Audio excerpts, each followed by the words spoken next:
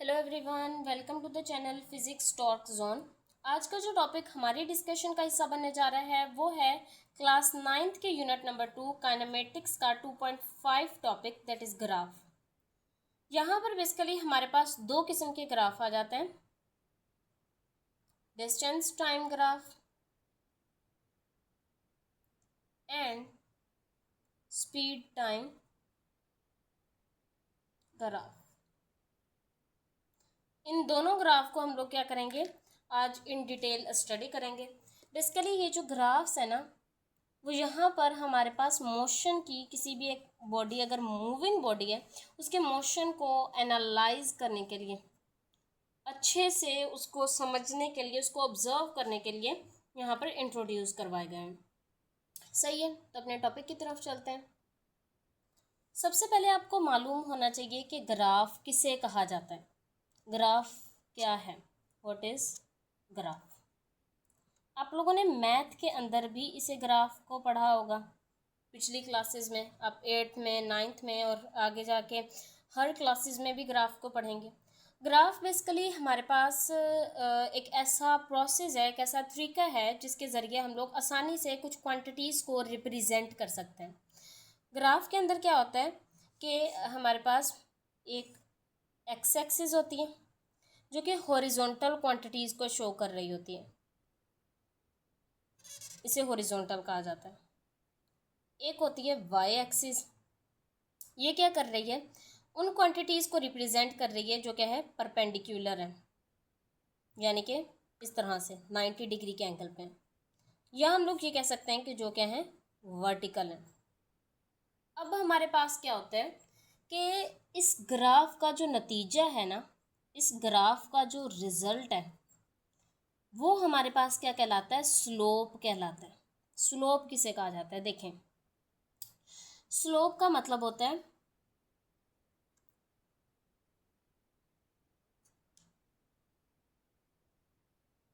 Perpendicular divided by horizontal. अब यहाँ पर परपेंडिकुलर क्या है, या हम लोग परपेंडिकुलर की जगह, यहाँ हॉरिजॉन्टल की जगह ना, सॉरी, हॉरिजॉन्टल, यहाँ पर हम लोग इसकी जगह बेस भी लिख सकते हैं। ये बेस भी तो है ना हमारे पास, भले ये लाइन हॉरिजॉन्टल है, बेस है। यहाँ पर हमारे पास क्या आ गया, वाई आ गया, यहाँ पर क्या आ गया, एक्स आ गया। स्लोप बेसिकली नतीजा होता है वाई और एक्स का। वो क्वांटिटीज़ जो कि हमारे पास किसके ऊपर प्रेजेंट है, वाई एक्सिस के ऊपर प्रेजेंट है, और वो क्वांटिटीज़ जो एक्स एक्सिस पे प्रेजेंट है, उनका जो रेशो है ना, वो हमारे पास क्या कहला रहा होता है, वो हमारे पास क्या कहला रहा होता है, स्लोप कहला रहा होता है। आई बात समझ। यानी कि हमारे पास फ़र्ज़ करें कि यहाँ पर कोई भी एक क्वांटिटी है, यहाँ पर डिस्टेंस प्रेजेंट है और यहाँ पर टाइम प्रेजेंट है। तो डिस्टेंस और टाइम का ये जो रेशो है वो यहाँ पर क्या कहलाएगा, स्लोप कहलाएगा। स्लोप क्या है, स्लोप हमारे पास ये है, ये जो एक आपको लाइन नज़र आ रही है ना, ये स्लोप है। जैसे जैसे हमारे पास क्या होगा कि वाई एक्सिस वाली क्वांटिटी बढ़ती चली जाएगी, वैसे वैसे स्लोप की क्वांटिटी बढ़ती चली जाएगी। स्लोप की जो वैल्यू होगी वो उतनी ज़्यादा बढ़ती चली जाएगी, और वैसे वैसे ये जो ग्राफ है ये एक्स एक्सिस से मूव करता चला जाएगा टूवर्ड वाई एक्सिस। यानी कि ग्राफ जितना ज़्यादा परपेंडिकुलर की तरफ मूव कर रहा होगा, स्लोप उतनी ज़्यादा होगी, वाई एक्सिस की वैल्यू उतनी ज़्यादा होगी, और जो हमारे पास रिजल्ट है, नतीजा है, वो उतना ज़्यादा निकलेगा डिस्टेंस और टाइम का। यानी कि डिस्टेंस जितना ज़्यादा, स्लोप क्या होगी, उतनी ज़्यादा होगी। इसके बरअक्स अगर हम लोग क्या कहें कि टाइम कितना उतना कम होगा, टाइम क्या होगा, यहाँ पर ये क्या रिप्रेजेंट कर रहा होगा, टाइम को। मैं आपको इसको क्लियर वर्जन में समझाऊँ, यहाँ पे आप डिस्टेंस ले लें, यहाँ पे आप टाइम ले लें। अब जैसे जैसे स्लोप क्या कर रही है, यहाँ पर ऊपर की तरफ मूव कर रही है, वैसे वैसे क्या है कि डिस्टेंस की जो वैल्यू है वो बढ़ती चली जा रही है। यहाँ पर जो डिस्टेंस था वो कम था, यहाँ पर डिस्टेंस और ज़्यादा और ज़्यादा और ज़्यादा, और टाइम की वैल्यू क्या होती चली जा रही है, कम होती चली जा रही है। नीचे वाली क्वांटिटी जितनी कम होती चली जाएगी और ऊपर वाली क्वांटिटी जितनी ज़्यादा बढ़ती चली जाएगी, हमारे पास क्या होगा कि जो स्लोप है वो उतनी ज़्यादा बढ़ती चली जाएगी। अब ये जो अगर हम लोग क्या करें कि वाई एक्सिस पे डिस्टेंस रखें, एक्स एक्सिस पे टाइम रखें, तो डिस्टेंस और टाइम का जो रेशो है हमें पता है, डिस्टेंस और टाइम का रेशो हमें क्या दे रहा होता है, स्पीड दे रहा होता है। सेम एज इट इज़ अगर मैं वाई एक्सिस पे क्या रखूँ, स्पीड रखूँ, और एक्स एक्सिस पे टाइम रखूँ, तो जो हमारे पास स्पीड यानी कि वेलोसिटी और टाइम का जो रेशो होता है वो हमें क्या दे रहा होता है, एक्सेलरेशन दे रहा होता है। तो इन दो ग्राफ्स के बारे में आज हम लोग क्या करेंगे, स्टडी करेंगे। तो सबसे पहले मूव करते हैं स्पीड टाइम ग्राफ के ऊपर, सॉरी डिस्टेंस टाइम ग्राफ के ऊपर। देखिए अभी अगर हम लोग डिस्टेंस टाइम ग्राफ की बात करें तो टोटल हम लोग क्या करेंगे, 4 ग्राफ्स के बारे में स्टडी करेंगे। यहाँ पर सबसे पहला ग्राफ ड्रॉ कर लेते हैं। यहाँ पे मैंने क्या रखा, डिस्टेंस रखा, यहाँ पर मैंने क्या रखा, टाइम रखा। अब ये वाला ग्राफ, सबसे पहला ग्राफ जो क्या है, इस तरह से हमारे पास ये ग्राफ है। ये ग्राफ क्या शो कर रहा है, ये ग्राफ ये शो कर रहा है, यहाँ पर आप 1 सेकंड लिख दें, यहाँ पर 1 सेकंड लिख दें, सॉरी यहाँ पर 2 सेकंड लिख दें, यहाँ पर 3 सेकंड लिख दें, यहाँ पर आप 1 मीटर लिख दें, यहाँ पर 2 मीटर लिख दें, यहाँ पर 3 मीटर लिख दें। ये ग्राफ हमें ये शो कर रहा है कि जैसे जैसे यहाँ पर बॉडी क्या कर रही है, मूव कर रही है, यानी कि जैसे जैसे टाइम पास होता चला जा रहा है वैसे वैसे बॉडी क्या करती चली, जैसे जैसे टाइम पास होता चला जा रहा है वैसे वैसे बॉडी क्या कर रही है, डिस्टेंस भी ट्रैवल करती चली जा रही है। और हर 1 सेकंड में जो बॉडी डिस्टेंस ट्रैवल कर रही है, ये 1 सेकंड गुजरा, बॉडी ने डिस्टेंस कितना ट्रैवल किया, 1 मीटर का डिस्टेंस ट्रैवल किया। Same as it is 1 second और गुजरा, बॉडी ने डिस्टेंस कितना ट्रैवल किया, 1 मीटर का डिस्टेंस ट्रैवल किया। सही है, 1 सेकंड और गुजरा, ये 1 सेकंड और गुजरा, बॉडी ने 1 मीटर का डिस्टेंस और ट्रैवल किया। यानी कि हर 1 सेकंड के अंदर बॉडी क्या कर रही है, 1 मीटर का डिस्टेंस ट्रैवल कर रही है। तो इसका मतलब क्या हुआ, यानी कि इक्वल इंटरवल ऑफ टाइम में बॉडी जो डिस्टेंस ट्रैवल कर रही है वो क्या ट्रैवल कर रही है, इक्वल डिस्टेंस ट्रैवल कर रही है। तो हमारे पास यहाँ पर ये जो स्पीड होगी वो क्या होगी, यूनिफॉर्म स्पीड होगी। यहाँ पर जो स्पीड है वो कांस्टेंट है, और वो स्पीड कितनी है, यानी कि हम लोग हर जगह पर अगर देखें ना तो यहाँ पर क्या है कि 1 मीटर 1 सेकंड में बॉडी कवर कर रही है, तो इसकी स्पीड कितनी होगी, 1 मीटर पर सेकंड होगी। हर पॉइंट पर हर पॉइंट पर हर पॉइंट पर आप ऑब्जर्व करें, यहाँ पर ऑब्जर्व करें, यहाँ पर ऑब्जर्व करें, यहाँ पर ऑब्जर्व करें, हर पॉइंट पर क्या है कि हमारे पास जो स्पीड है वो 1 मीटर पर सेकेंड है। तो यहाँ पर स्पीड क्या है, कॉन्स्टेंट है, यूनिफॉर्म। दूसरा ग्राफ आ जाता है यहाँ पर, ये ग्राफ यहाँ पर हम लोग टाइम ले लेते हैं, यहाँ पर डिस्टेंस ले लेते हैं, 1 सेकंड 2 सेकंड 3 सेकंड, यहाँ पर 0 सेकंड है, टाइम को हम लोग मेजर कर रहे हैं सेकंड में। 1 मीटर 2 मीटर 3 मीटर, ठीक है। ये ग्राफ जो है वो कुछ इस तरह का है, यानी कि ग्राफ क्या कर रहा है, ग्राफ मूव कर रहा है फ्रॉम पैरेलल टू किसकी तरफ, परपेंडिकुलर की तरफ, यानी कि आहिस्ता आहिस्ता आहिस्ता टाइम के साथ साथ ये जो वाई एक्सिस पे प्रेजेंट वैल्यू है, स्लोप में मैंने आपसे क्या कहा था कि जितनी ज़्यादा वाई एक्सिस की जो वैल्यू है वो बढ़ती चली जाएगी उतनी ज़्यादा स्लोप की वैल्यू बढ़ती चली जाएगी। तो यहाँ पर क्या हो रहा है, यहाँ पर ये नज़र आ रहा है कि जब 1 सेकंड पूरा हुआ तब बॉडी ने इतना सा डिस्टेंस ट्रैवल किया, जब 2 सेकंड पूरे हुए तो बॉडी ने इतना डिस्टेंस ट्रैवल किया, जब 3 सेकंड पूरे हुए तो बॉडी ने इतना डिस्टेंस ट्रैवल किया। यानी कि हर सेकंड में जो बॉडी डिस्टेंस ट्रैवल कर रही है, ठीक है, मैंने क्या कहा कि हर 1 सेकंड के अंदर बॉडी जो डिस्टेंस ट्रैवल कर रही है ना वो क्या होता चला जा रहा है, बढ़ता चला जा रहा है, बढ़ता चला जा रहा है। तो इसका क्या मतलब है, इसका मतलब है स्पीड बढ़ती चली जा रही है। यहाँ पर जो स्पीड है वो हमारे पास कांस्टेंट नहीं है। यहाँ पर स्पीड क्या है, इंक्रीजिंग है। यहाँ पर आहिस्ता आहिस्ता आहिस्ता स्पीड बढ़ती चली जा रही है। क्यों? क्योंकि ग्राफ मूव कर रहा है from parallel to the perpendicular. हर सेकंड में बॉडी इक्वल डिस्प्लेसमेंट कवर करने के बजाय क्या कर रही है, हर सेकंड में जो बॉडी डिस्टेंस ट्रेवल कर रही है वो बढ़ता चला जा रहा है। देखें मैं आपको एग्जाम्पल दूँ इसकी। मान लें एक कार है, टाइम पास होता चला जा रहा है। पहले सेकंड में उसने क्या किया कि 0.5 मीटर जो है ना वो डिस्टेंस ट्रैवल किया। दूसरे सेकंड में उसने 5 मीटर डिस्टेंस ट्रैवल कर लिया। तीसरे सेकंड में उसने क्या किया, 10 मीटर ट्रैवल कर लिया। तो आहिस्ता आहिस्ता आहिस्ता जो डिस्टेंस ट्रैवल कर रही है ना वो बढ़ता चला जा रहा है, जिसकी वजह से क्या होगा कि स्पीड बढ़ती चली जा रही है हमारे पास। और अगर स्पीड बढ़ती चली जा रही है यानी स्पीड कॉन्स्टेंट नहीं है, तो इसका मतलब क्या है, यहाँ पर एक्सलरेशन प्रोड्यूस हो रही है। आपने बस इतनी सी बातें याद रखनी है। दो ग्राफ ये हो गए, दो ग्राफ ही डिस्टेंस टाइम ग्राफ के और हैं, आपको वो दिखाती हूँ। सही है, तो देखें ये जो हमारे पास यहाँ पर आप टाइम लिख रहे हैं, यहाँ पर आप डिस्टेंस लिख रहे हैं। यहाँ पर 0 सेकेंड, यहाँ पर 1 सेकेंड, यहाँ पर 2 सेकेंड, यहाँ पर 3, यहाँ पर 1 मीटर, यहाँ पर 2 मीटर, यहाँ पर 3 मीटर। ठीक है, अगर ये ग्राफ यहाँ पर ऐसे या ऐसे होने के बजाय क्या हो, ये ग्राफ कुछ इस तरह से हो, इस लाइन के ऊपर एग्जिस्ट कर रहा हो, इसी लाइन के ऊपर, तो इसका मतलब क्या है, इसका मतलब ये है कि एक बॉडी है, टाइम पास होता चला जा रहा है।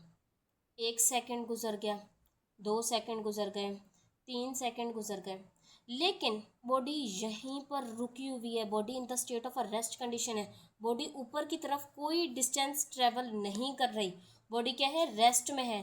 तो बॉडी की जो स्पीड है वो यहाँ पर क्या है, 0 के बराबर है। सिंपल, ये ग्राफ बहुत सिंपल है। लेकिन दूसरी तरफ फोर्थ एंड लास्ट ग्राफ जो आपकी बुक में मेंशन है कि अगर बॉडी यहाँ पर 0 सेकेंड, यहाँ पर 1 सेकेंड, यहाँ पर 2 second, 3 second, 1 metre, 2 metre, 3 metre, अगर इन केस क्या हो कि ग्राफ ऐसे हो, अब इसका क्या मतलब है, इसका मतलब ये है कि जब हम लोगों ने ऑब्जर्वेशन स्टार्ट की, मैं यहाँ पर खड़ी होकर ऑब्जर्व कर रही थी, मैंने ऑब्जर्वेशन स्टार्ट की, मैंने जब देखना स्टार्ट किया तो मैंने 0 सेकेंड पे देखना स्टार्ट किया। मुझसे ऑब्जेक्ट ऑलरेडी 3 मीटर के फासले पे मौजूद है।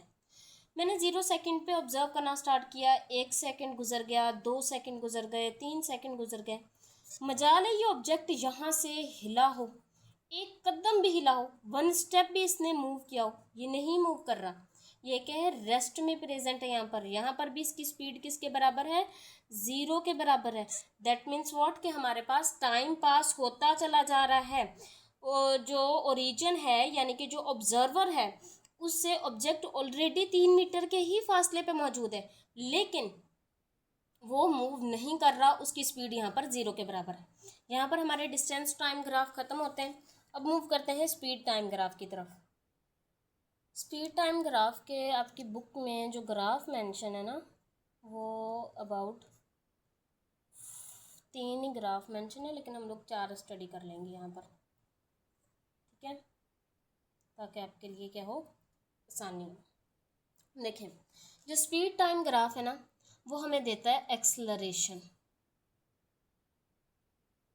किस तरह से एक्सलरेशन देता है, मैंने आपको पहले भी बताया कि एक्सलरेशन का फॉर्मूला क्या होता है, change in speed divided by time. तो यहाँ पर क्या है, हर सेकंड में टाइम स्पीड में चेंज आ रहा होगा और टाइम के साथ इसका रेशो होगा, तो एक्सलरेशन प्रोड्यूस हो रही होगी। दूसरी बात हमें यहाँ पर ये समझ आती है कि मोशन कौन सा है, नॉन यूनिफॉर्म मोशन है। एक ऐसा मोशन जिसमें या तो स्पीड की वैल्यू इंक्रीज हो रही होगी या डिक्रीज हो रही होगी, मतलब चेंज हो रही होगी, जिसकी वजह से एक्सलरेशन प्रोड्यूस हो रही होगी। सबसे पहले ग्राफ की तरफ मूव करते हैं। यहाँ पर हम लोगों ने क्या ले लिया, टाइम ले लिया, यहाँ पर क्या ले ली, स्पीड ले ली। 1 सेकेंड, यहाँ पर 0 सेकेंड टाइम है, यहाँ पर 1 सेकेंड, यहाँ पर 3 सेकेंड। टाइम को मैंने किस में रिप्रेजेंट किया है, सेकेंड में। यहाँ पर 1 मीटर पर सेकेंड, यहाँ पर 2 मीटर पर सेकेंड स्पीड है, यहाँ पर 3 मीटर पर सेकेंड स्पीड है। ये वाला ग्राफ हमें क्या रिप्रेजेंट कर रहा है, ये ग्राफ हमें ये रिप्रेजेंट कर रहा है कि हर सेकंड के अंदर 1 सेकंड गुजरा, बॉडी की स्पीड में 1 मीटर पर सेकंड में इंक्रीज आया। 2 सेकंड के बाद बॉडी की वेलोसिटी कितनी हो गई, 2 मीटर पर सेकंड। 3 सेकंड के बाद बॉडी की वेलोसिटी कितनी हो गई, 3 मीटर पर सेकंड। यानी कि हर सेकंड में जो बॉडी की वेलोसिटी में चेंज आ रहा है वो क्या आ रहा है, इक्वल आ रहा है। तो एक्सेलरेशन यहाँ पर क्या होगी, यूनिफॉर्म एक्सेलरेशन होगी। कौन सी एक्सेलरेशन होगी, यूनिफॉर्म एक्सेलरेशन होगी। हर सेकंड में जो आने वाला चेंज है वेलोसिटी के अंदर, जो आने वाला इंक्रीज है वो क्या है, इक्वल है। हर दफ़ा 1 मीटर पर सेकंड का इंक्रीज आ रहा है, हर दफ़ा 1 मीटर पर सेकंड का इंक्रीज आ रहा है। तो यहाँ पर एक्सेलरेशन की वैल्यू कितनी है, 1 मीटर पर सेकंड स्क्वायर। किस तरह से पता चला, अगर मैं पूरे ग्राफ को आपको डिवाइड करके बताऊँ कि 0 से देखें, एक्सेलरेशन का फॉर्मूला होता है V F minus V I, T F minus T I. यहाँ पर आप लें वी एफ की वैल्यू कितनी है हमारे पास, 3 मीटर पर सेकेंड। वी आई कितनी है, 0 है, 0 लिखने की ज़रूरत नहीं। टाइम 3 सेकेंड है और टी आई कितनी है, ये टी आई 0 है, लिखने की ज़रूरत नहीं। तो एक्सेलरेशन कितनी होगी, 1 मीटर पर सेकेंड स्क्वायर, इसकी क्या है, एक्सेलरेशन है। और एक्सेलरेशन क्या है, कांस्टेंट है, हर सेकंड में कांस्टेंट एक्सेलरेशन है।